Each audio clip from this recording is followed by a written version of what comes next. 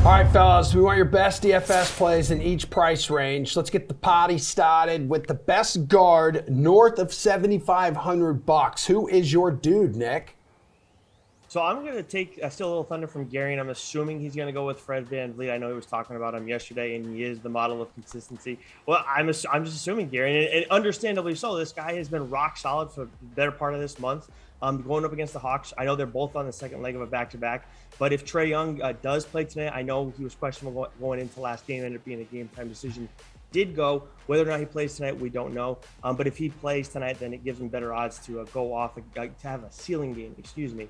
And Karis LeVert's another guy I like too at 8.4K going up against the Bulls too.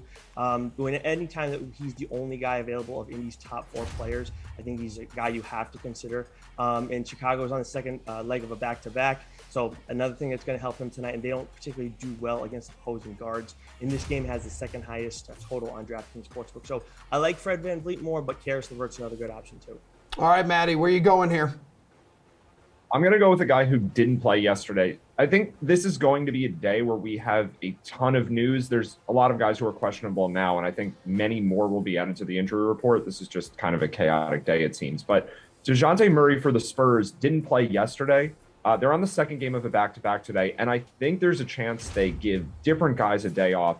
Murray's dealing with a wrist injury, but I think it was more of a rest day. They had a tough game against the Warriors 2 nights ago. Front end of back-to-back, they probably don't want him playing 2 nights in a row if anything's bothering him, which is kind of how it seemed. So I think Murray gets back out there tonight, and maybe Derek White doesn't play. He's another player the Spurs have been kind of cautious with. But either way, Murray has a tremendous matchup against the Houston Rockets, who probably are the best team to face both for winning basketball games and for DFS in the NBA.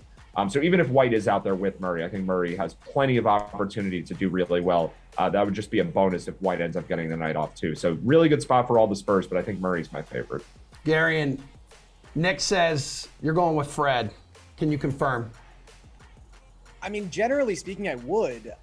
But building off what both these guys were talking about, I think there are some real red flags on this slate. And we still got 5 injury reports to be submitted, so a lot can change between now and tip-off.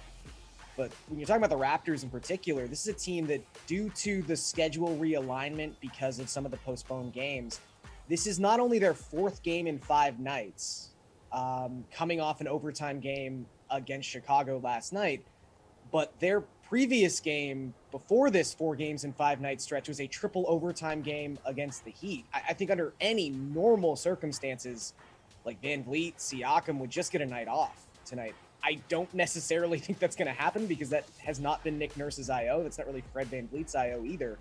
But it is a little concerning they have to be getting tired at some point.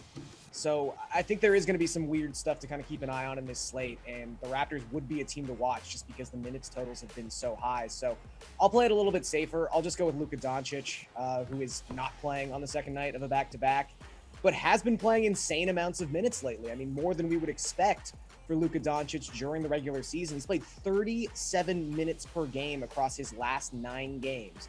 He's averaging more than 1.6 DraftKings points per minute in that span of time.